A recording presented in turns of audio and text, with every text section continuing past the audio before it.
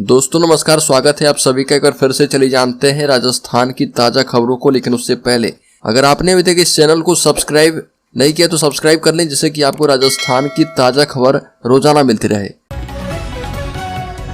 सबसे पहली बड़ी खबर, जयपुर में बिसलपुर बांध से नहरों में पानी छुड़वाने को लेकर आंदोलन शुरू। बिसलपुर बांध से नहरों में पानी छुड़वाने को लेकर आंदोलन शुरू किया गया है। इसका नेतृत्व कर रहे किसान महापंचायत के राष्ट्रीय अध्यक्ष एडवोकेट रामपाल जाट ने किसानों से आह्वान किया है और कहा कि पानी व्यर्थ बहकर समुद्र तक तो जा सकता है, पर किसानों को सिंचाई के लिए नहीं देना प्रशासन की विफलताओं का उदाहरण है। ये भी कहा कि जब वर्ष 2020 में जब किसानों ने नहर की मांग को लेकर आंदोलन किया था, तभी प्रशासन ने शंका के आधार पर किसानों को पानी नहीं दिया था। बड़ी खबर, राजनीति से संन्यास ले सकती है वसुंधरा राजे। वसुंधरा राजे ने कहा कि मेरे सांसद पुत्र को सुनकर लगा कि अब मुझे उसके पीछे पड़ने की आवश्यकता नहीं है। पूर्व मुख्यमंत्री वसुंधरा राजे ने रिटायर होने के संकेत देकर सियासी हलकों में नई चर्चाएं छेड़ दी है। वसुंधरा राजे ने झालावाड़ में नामांकन सभा में कहा कि मुझे लग रहा कि अब मैं संन्यास ले सकती हूं। मेरे पुत्र सांसद साहब को सुनकर मुझे लगा कि आप लोगों ने अच्छी तरह से सिखाकर, कुछ प्यार से, कुछ आंख दिखाकर आपने उसे रास्ते में लगा दिया है। अब मेरे को पीछे पड़ने की आवश्यकता नहीं है, वो आप लोगों ने कर दिया। वसुंधरा राजे ने कहा कि जो काम इस टीम ने किया है, मिलकर जिस काम के लिए प्रोत्साहन किया है, सब विधायक बैठे हैं, मुझे विश्वास है कि मुझे इन पर निगाह रखने की कोई आवश्यकता नहीं है। बड़ी खबर, राजस्थान के धौलपुर में गौ तस्करों पर बजरंग दल का एक्शन। पुलिस के आते ही कंटेनर छोड़कर खेतों में भागे तस्कर। धौलपुर जिले के सेपऊ थाना पुलिस ने तड़के धौलपुर जयपुर हाईवे पर बड़ी कार्रवाई को अंजाम दिया। पुलिस ने बजरंग दल के कार्यकर्ताओं की सूचना पर गोवंश से भरे कंटेनर को पकड़ा। कंटेनर में करीब 30 से 35 गाय और नंदी बरामद किए गए। गौ तस्कर खेतों में कूदकर फरार हो गए और बरामद गोवंश को बिजौली गौशाला मुक्त करने के लिए भेजा गया है। पुलिस टीम गौ तस्करों का पीछा कर रही थी। अगली खबर, जयपुर में रोडवेज में होगी नई बसों की खरीद। 510 बसों की खरीद संभव। राजस्थान रोडवेज प्रशासन जल्द ही नई बसों की खरीद करेगा। रोडवेज प्रशासन ने 2 बस निर्माता कंपनियों के साथ टेंडर की वित्तीय दरें आमंत्रित करके रखी है। हालांकि रोडवेज प्रशासन ने पहले 590 बसों की खरीद करने के लिए टेंडर निकाले थे, लेकिन स्लीपर क्लास और स्टार लाइन श्रेणी की बसों के लिए बस निर्माता कंपनियों ने रुचि नहीं दिखाई। कुल 590 में से 250 बसें स्लीपर और स्टार लाइन श्रेणी की खरीदी जानी थी। अगली खबर, शाहपुरा बीजेपी प्रत्याशी ने रैली करके दिखाया शक्ति प्रदर्शन। उड़ी आचार संहिता की धज्जियां। भाजपा प्रत्याशी कुलदीप धनखड़ ने शाहपुरा में निकाली रैली के दौरान जमकर उड़ाई आचार संहिता की धज्जियां। डीजे की कई गाड़ियों के साथ निकाली गई रैली। बता दें कि राजस्थान में चुनावी सीजन में विभिन्न राजनीतिक दलों के प्रत्याशी अपना दमखम दिखाने में लगे हैं। रैलियां निकालकर अपना शक्ति प्रदर्शन कर रहे और आचार संहिता की धज्जियां भी उड़ा रहे। ऐसा ही कुछ नजारा विराटनगर से भाजपा प्रत्याशी कुलदीप धनखड़ की रैली के दौरान देखने को मिला, जहां पर शाहपुरा होते हुए त्रिवेणी जाते समय आचार संहिता की धज्जियां उड़ाई गई। अगली खबर, अशोक गहलोत ने खड़ा किया ईडी की मंशा पर सवाल। कहा कि केवल विपक्षी नेताओं के घर जाने पर होता है ध्यान। राजस्थान में ईडी की छापेमारी जारी रहने के बीच मुख्यमंत्री अशोक गहलोत ने ईडी की मंशा पर सवाल उठाए और कहा कि ईडी केवल विपक्षी राजनेताओं के घर जाने में ध्यान दे रही है। समाचार एजेंसी के द्वारा कहा गया कि जिस तरह से ईडी पूरे देश में व्यवहार कर रही है, मेरा मानना है कि यह उसके अपने हित में नहीं है। ये देश की प्रीमियर एजेंसियों में से एक है, लेकिन अब ईडी का ध्यान केवल विपक्षी राजनीतिक दलों पर ही रहता है। वह केवल विपक्षी नेताओं के घरों में जाने में दिलचस्पी दिखा रही है। बड़ी खबर, ज्योति मिर्धा ने कहा कि आरएलपी के रूप में गिरोह चला रहे हनुमान बेनीवाल। नागौर सीट से बीजेपी की प्रत्याशी ज्योति मिर्धा ने अपना नामांकन दाखिल कर दिया है। नामांकन दाखिल करने के बाद मीडिया से बातचीत में ज्योति मिर्धा ने नागौर के सांसद हनुमान बेनीवाल पर बड़ा हमला किया और कहा कि बेनीवाल आरएलपी के रूप में एक गिरोह का संचालन करते हैं। ज्योति मिर्धा जब बीजेपी में आई तब से हनुमान बेनीवाल पर लगातार निशाना साध रही है। साथ ही जायल एवं खिवसर में राष्ट्रीय लोकतांत्रिक पार्टी को कई झटके भी ज्योति मिर्धा दे चुकी है।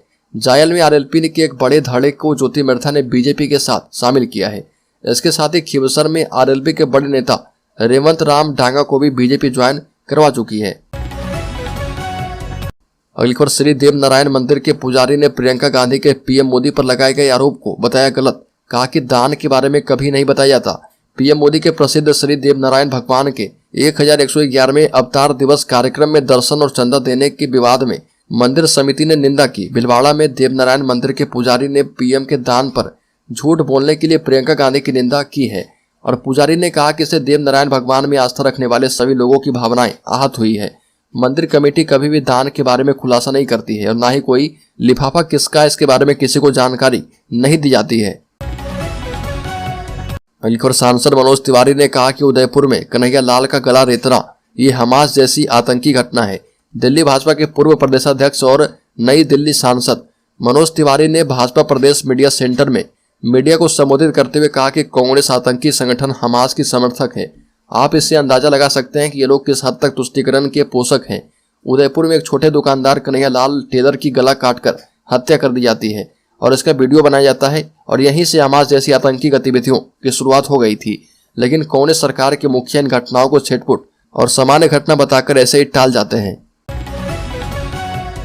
बड़ी खबर गजेंद्र सिंह शेखावत के वकील के पेश न हो पाने के कारण मजिस्ट्रेट कोर्ट में सुनवाई 20 नवंबर तक टल गई है। केंद्रीय मंत्री गजेंद्र सिंह शेखावत के द्वारा राजस्थान के मुख्यमंत्री अशोक गहलोत के खिलाफ दायर किए गए मानहानि मामले में मजिस्ट्रेट कोर्ट ने सुनवाई के लिए अगली तारीख 20 और 21 नवंबर तय की है और राजस्थान के मुख्यमंत्री अशोक गहलोत के खिलाफ केंद्रीय मंत्री गजेंद्र सिंह शेखावत द्वारा मजिस्ट्रेट कोर्ट में दायर किए गए मानहानि मामले में सुनवाई टली है। अगली खबर राजस्थान के मुख्यमंत्री अशोक गहलोत के सलाहकार लोकेश शर्मा की गिरफ्तारी पर 10 नवंबर तक रोक लगातार जारी रहेगा। केंद्रीय मंत्री गजेंद्र सिंह शेखावत की ओर से दर्ज करवाया गया कथित फोन टैपिंग मामला दिल्ली हाईकोर्ट में सुनवाई के लिए सूचीबद्ध था, लेकिन मामले की सुनवाई नहीं हो पाई। दरअसल मामले में सुनवाई कर रहे जस्टिस विकास महाजन को किसी अन्य स्पेशल केस की सुनवाई के लिए 4 बजे डबल बेंच में जाना पड़ा। ऐसे में इस मामले पर सुनवाई नहीं हो पाई। अगली सुनवाई 10 नवंबर दोपहर 3 बजे होगी। बड़ी खबर बालोतरा में हत्या के बाद बवाल। मंत्री कैलाश चौधरी ने कहा कि राजस्थान में जंगल राज है, सरतन से जुदा के संदेश हो रहे प्रसारित।